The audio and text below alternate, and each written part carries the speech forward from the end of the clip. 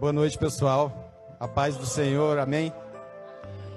Irmãos, vou confessar a vocês que hoje eu estou muito temoroso. Eu estou arrepiado. Eu não sei o que se passa, mas eu creio que é o Espírito Santo que está tocando em mim. Falava com ele ali atrás, ele falou para mim assim: vai lá, eu sou contigo. Então, eis-me aqui. Tá? Hoje eu venho falar do meu... de um testemunho que eu tenho de conversão, porque muitas vezes as pessoas veem eu aqui, ali na portaria, na frente, na porta da recepção, e não sabe a lama que eu me encontrava antes de estar aqui, antes de ser encontrado por Jesus Cristo, porque Ele fez uma mudança generalizada na minha vida. O porquê que essa mudança aconteceu? Antes de eu ser evangélico, eu tinha outra família. Eu tenho 4 filhos. Diane, Débora, Maria Eduarda e Danilo, que moram em Rondonópolis. Que eu oro para eles todos os dias. Peço ao Senhor que possa alcançar eles da mesma forma que o Senhor me alcançou. E eu creio que Ele vai alcançar elas, e eu possa vir aqui dar o testemunho para vocês do que Deus também fez na vida delas. Amém? Eu era coordenador na Igreja Católica do Cursilho, paróquia São João Batista, em Rondonópolis, e eu cuidava de gente. Por isso que às vezes o inimigo ele me castigou tanto. Ele me lançou dardos inflamados, ele me acusou, ele me julgou, por eu estar com o meu pensamento, a minha mente voltada, pensando que eu estava fazendo certo. Mas no dia em que eu descobri que o Senhor Deus, tem uma palavra que está em Atos 17, 24, o Deus fez o mundo e tudo o que há nele, e o Senhor dos céus e da terra não habita em santuários feitos por mãos humanas. Aí, e não é só essa passagem que fala que a gente devemos amar somente a Deus de todo o nosso coração e ter a consciência que só há um caminho, que é Jesus Cristo.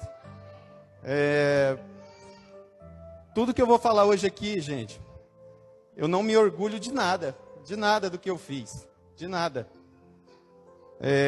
Tem uma frase que fala assim: se arrependimento matasse, eu estava morto, mas o meu arrependimento me trouxe a vida. Amém? Eu tive um relacionamento fora do meu casamento, e eu negava. Antes de começar esse relacionamento, eu negava.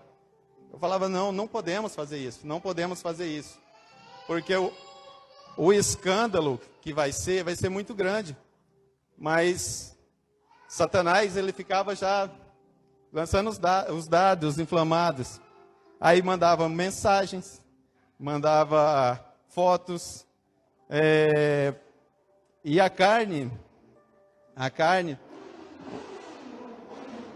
aleluia, Deus, glória a Deus. Um dia desse o irmão Fernando postou uma frase lá que eu achei bastante interessante, que é assim: o espírito, a carne e o espírito vivem numa luta constante. Quem vai ganhar é a que for mais alimentado. Amém? Na época que eu estava em Rondonópolis, eu imaginava que eu estava embaixo de uma proteção, porque eu era líder de um grupo. Eu ia na igreja todos os dias, quase todos os dias, reuniões, e escolinhas e tudo. Mas foi Deus que permitiu que acontecesse isso tudo, porque se Deus não permitisse, porque tudo é por Ele, é para Ele, tudo vem dEle. Então Deus permitiu que acontecesse isso comigo, para que hoje eu estivesse aqui, porque se não tivesse acontecido, eu não estaria aqui. Amém? E lá nós não tínhamos uma cobertura espiritual. O pastor aqui já falou para mim. Falou assim: Francisco, você, uma das principais causas de você ter errado, de você ter caído, foi que você não tinha uma cobertura espiritual. Não tinha alguém que pagava um preço de oração por vocês. Não tinha alguém que chegasse lá na madrugada e ficasse acordado com sono, mesmo às vezes sem palavras para falar, que o sono batendo, mas está ali pagando. Aleluia.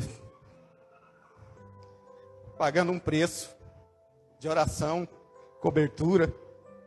E aqui eu tenho essa cobertura, porque eu tenho os meus pastores, pastor José Francisco, pastora Fernanda, que também faz parte do meu resgate. Daqui a pouco eu vou falar sobre eles. Amém? E o pastor e a pastora Lu, o pastor Adriano, os intercessores do nosso ministério. Cara, eu não canso de me falar. Às vezes isso é uma frase já dita em jogos do Flamengo, né, que somos outro patamar, mas o ministério de intercessão é outro patamar. Amém? Então, irmãos, e eu caí.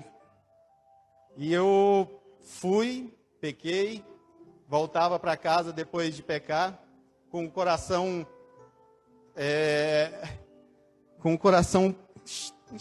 inchado, partido, arrependido. Pensa num cara que ficava arrependido depois de fazer. Mas só que nem eu estava falando, o espírito briga com a carne. E o meu espírito não era alimentado. E a carne era.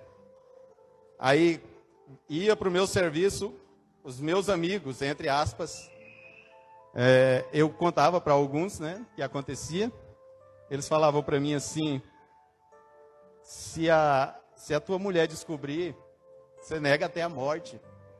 Mas só que o meu pensamento nas madrugadas era assim: cara, eu estou na igreja, eu sou coordenador de um grupo, e quando eu morrer eu não quero herdar a condenação, eu quero ir para a glória, eu quero ir lá para o céu. E eu ficava com aquele pensamento assim: cara, o que eu estou fazendo da minha vida? Vinha uma voz nitidamente, falava no meu ouvido assim: o que você está fazendo da sua vida, cara? O que você está fazendo da sua vida? Aí eu falava assim: Senhor, permita que ela descubra pelo menos uma vírgula, pelo menos uma coisinha de nada. Se ela descobrir, eu chuto o pau da barraca, eu conto tudo. Não tem negócio de nega até o final. Não. E passou uns tempos, eu em casa, na hora do almoço, chegou uma mensagem. Eu fui acordado a tapas. O que é isso aqui? E na hora eu peguei o meu celular, falei assim: eu fiz, sabe o quê? Eu te traí, eu fiz errado, eu errei. Então, se eu errei, eu vou pagar pelo meu erro. Eu vou sair de casa. Fui lá, peguei uma sacolinha de mercado, coloquei umas roupas dentro. Tinha recebido um dinheiro, estava na conta. E o meu pensamento era esse: eu pegar meus documentos, pegar uma carona, ir para Jaciara. Isso aconteceu.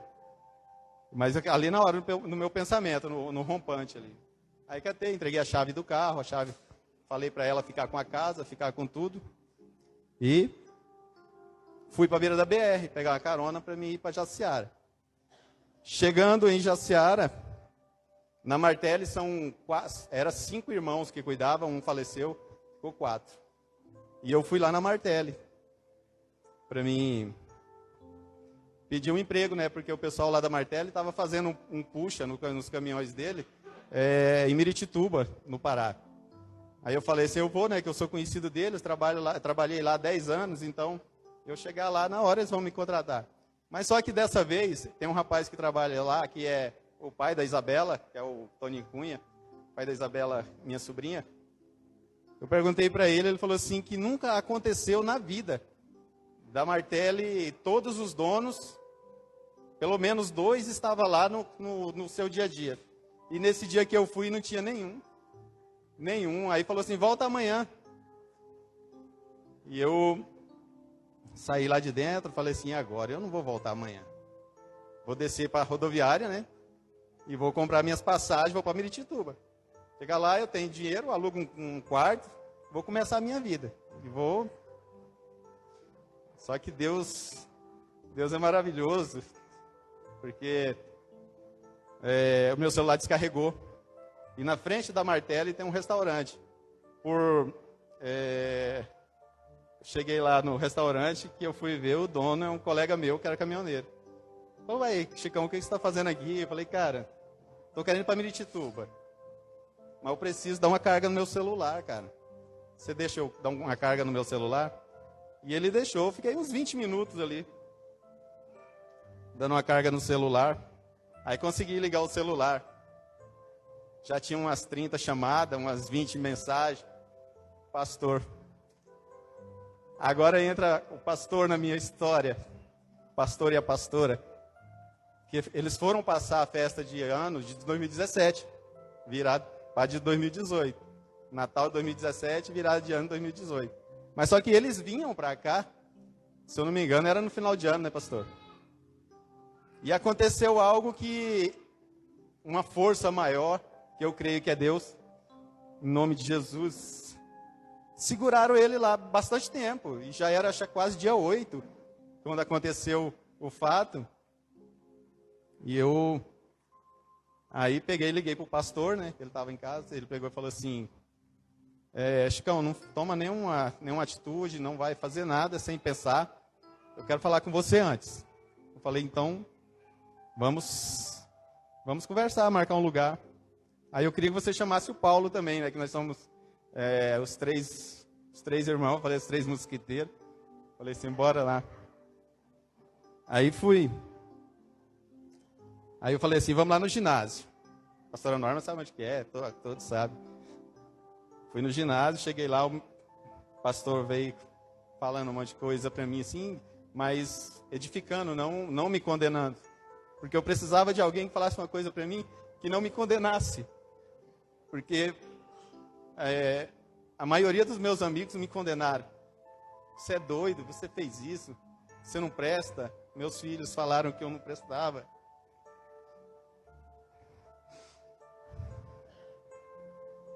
Mas tá. Aí fomos lá para o ginásio conversar, eu mais o pastor, o Paulo. Aí o pastor falou da história de Davi, de Urias, de Betseba, e falou o que ele fez e como Deus restaurou depois o ministério dele.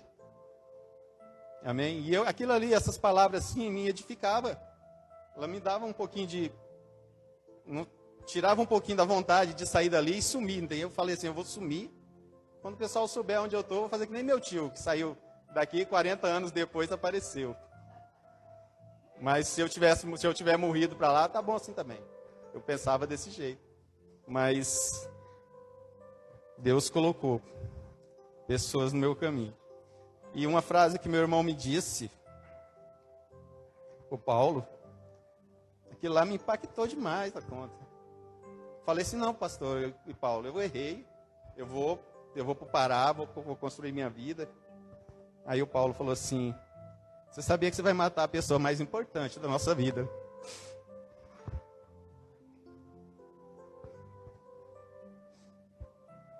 Que era a mãe. Mas o meu medo era chegar na mãe. Porque meu pai e minha mãe sempre ensinou o certo para nós, eu tinha errado. O medo é o sermão, chegar lá e falar, ela pegar e falar um monte de coisa para mim. E eu não estava preparado para ouvir acusações. Por isso que eu ficava edificado com as palavras do pastor. Aí o Paulo falou assim, bora lá em casa, moço, você fala com a mãe primeiro, depois você toma a sua decisão. E eu fui. Irmãos, eu acho que não tem uma coisa melhor na vida. Quando a gente chega de viagem com saudade da mãe, a primeira coisa que ela faz é dar um abraço. Ô filho, que saudade que eu estava de você. Isso não deu tempo de sentir tanta saudade, porque eu tinha saído há poucos dias da casa dela. Mas quando eu cheguei lá, ela não falou nada.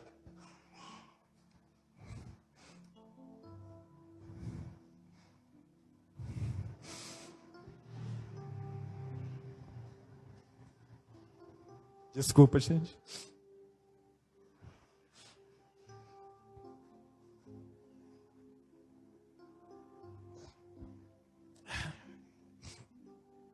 Ela me abraçou e falou assim: você tem uma casa, mesmo se meu filho estiver errado, eu não vou passar a mão na cabeça, mas você tem uma família, você tem uma casa, você tem um porto seguro, você sai de lá, vem para cá.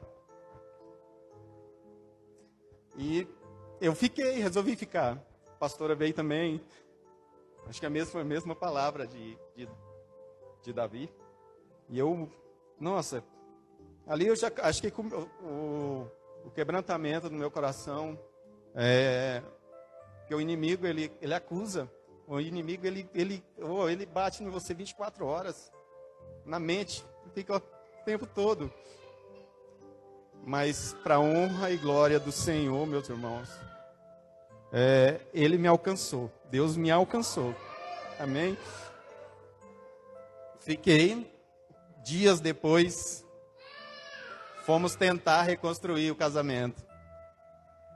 Falei assim, o pastor perguntava assim, você quer reconstruir? Eu falei, eu quero salvar minha família. Porque, na verdade, aquele relacionamento que eu tive lá, foi uma coisa assim, pecaminosa, uma coisa esquisita, que não tinha amor, não tinha nada.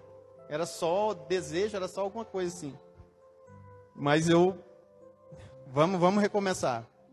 Só que o inimigo usou a condenação. Toda hora perguntas. Toda hora pergunta, o que você fez? Por que você fez isso? Por que você gastou dinheiro com ela? E assim foi indo, perguntas. Meu pai, eu morei com meu pai 20 e poucos dias. Meu pai chegou em mim e falou assim, filho, manda essa mulher embora, cara. Porque eu não estou aguentando mais, todo dia eu durmo tarde, esperando vocês discutir a briga de vocês. Tal, beleza. Deus preparou a minha vinda para Cuiabá. Esse é um testemunho também muito intenso, porque era uma coisa improvável de eu vir para Cuiabá e trabalhar na empresa que eu trabalho. Porque quando eu cheguei num caminhoneiro lá na frente do Chaleira Preta, cheguei no caminhoneiro e falei assim, me dá o número do telefone lá da empresa, da Bom Futuro. Ele falou assim, eu não posso dar o número do telefone, cara. Aí ele foi lá no caminhão, arrodeou o caminhão e veio até em mim e falou assim, cara, eu vi uma coisa diferente em você, cara. Eu nunca fiz isso. Pega aqui, ó. Tem esse número aqui, ou você vai falar com o Diego, ou você vai falar com o seu Mário. Mas o seu Mário, ele é um cara duro, ele é aquele cara turrão, gaúcho. E eu liguei. Quem que atendeu? Seu Mário. Na hora eu falei assim, seu Mário, é o seguinte, eu sou mecânico, já tenho mais de 15 anos no ramo, eu precisava de uma ajuda aí, de um emprego, vocês não têm uma vaga? Ele falou assim, cara, você ligou na hora certa. Nós temos uma vaga aqui. Mas, eu falei assim, mas eu preciso não para agora, eu preciso para o mês de março, quando eu estiver começando o colégio, né? Que a minha guria é pequena e eu falei que eu tenho a menina para estudar. E ele falou assim, não, vai ser mais para o começo do ano mesmo. Que vai acabar a safra, aí vai vir o pessoal, vai vir os caminhões estragados para você arrumar. Aí, pastor, meu pastor, cara, que a minha estadia aqui em Cuiabá eu devo a Deus, né? E a ele, porque e-mails, de repente o e-mail sumiu lá da Bom Futuro. Aí eu liguei para ele, pastor, manda um e-mail lá que eu me pedi um e-mail, cara, para mandar lá no RH. Aí mandou o e-mail e deu tudo certo, eu vim para Cuiabá. Aí vim, pastor entrou na nossa vida, uma pastora Fernanda, vamos reconstruir, vamos vai dar certo, porque ele nunca prega a separação. Ele nunca chegou em mim e falou assim, Chicão, separam-se. Não. Se Deus edificou o seu casamento, ele vai restaurar, então bora. Só que ela não quis. E me pediu uma prova de amor para mim voltar para Rondonópolis. E o pastor deu uma direção para mim e falou assim, não vai. Sua ida é daqui para cima. Nortão, Cuiabá, Tangará da Serra, mas não volta.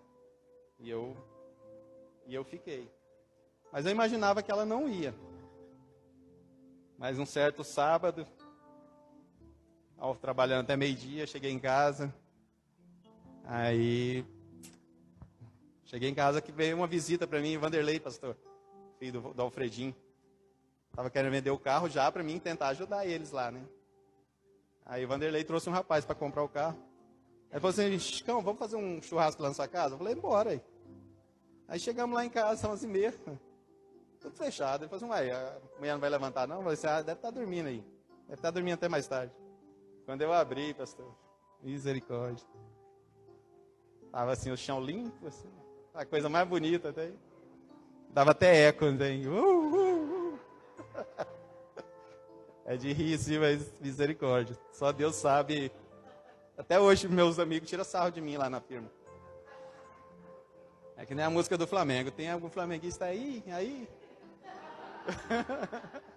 Aí eu...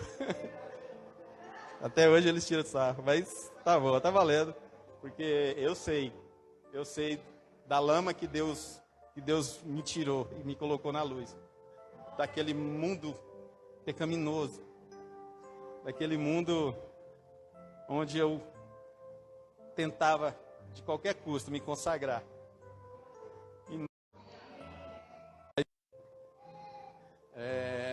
Fui morar sozinho.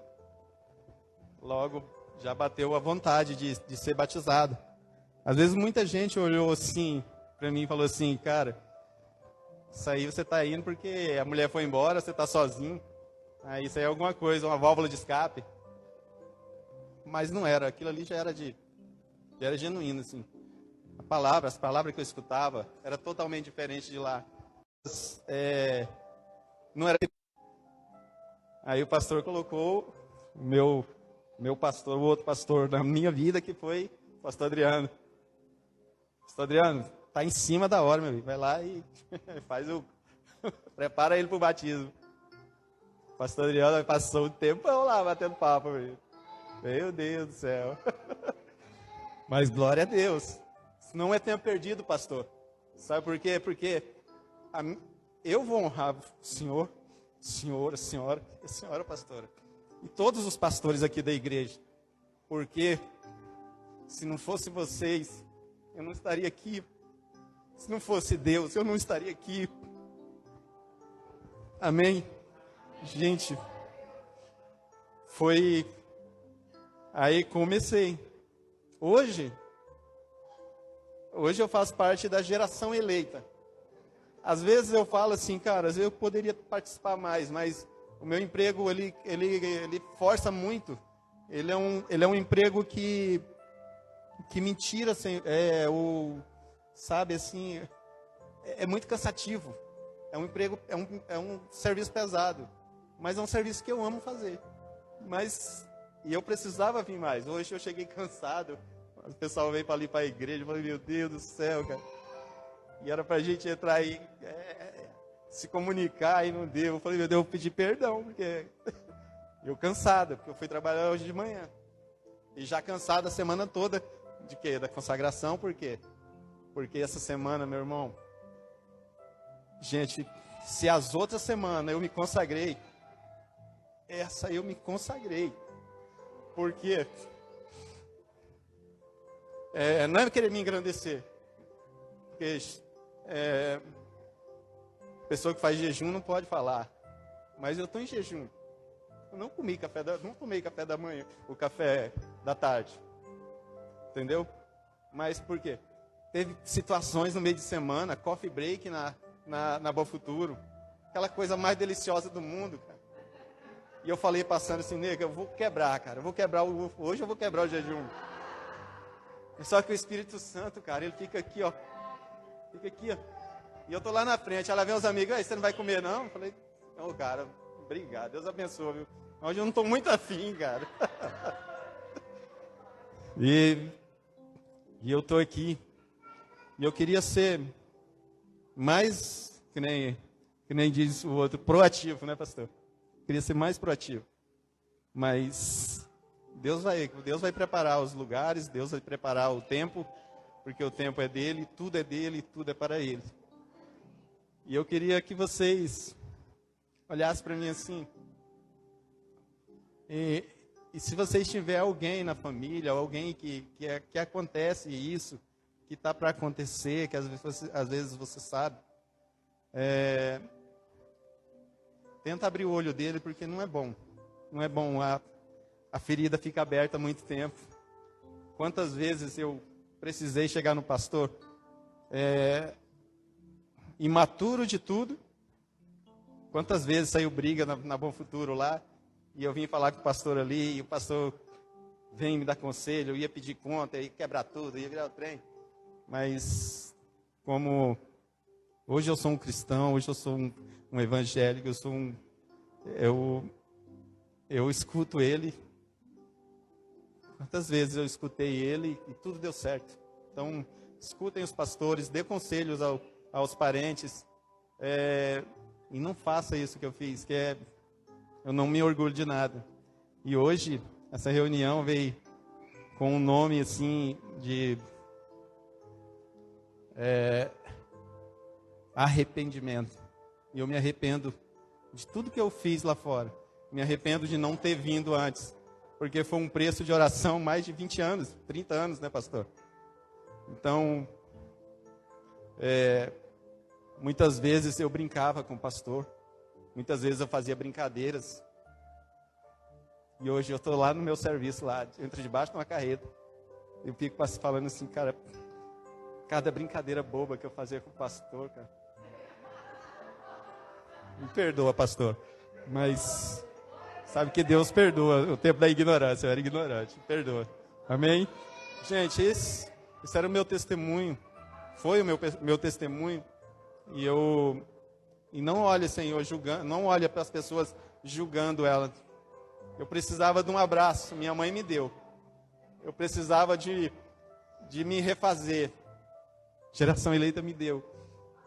E eu estou aqui feliz da vida. E antes de eu... Não, agora, calma, ainda vai ter. E agora, gente, como eu perdi, eu falei só de perca, né?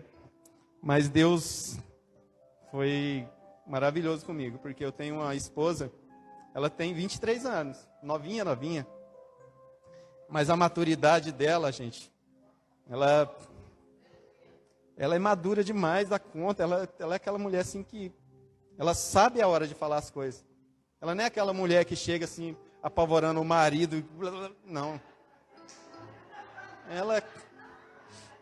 e sem contar que me deu meus 2 presentes mais preciosos, que foi meus filhos.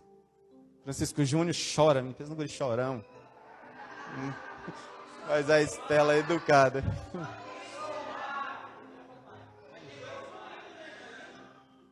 Cara, tá na mão do Senhor, né, cara? Ela quer. E eu estou aqui, eis-me aqui. Amém? Gente, obrigado por ter me escutado.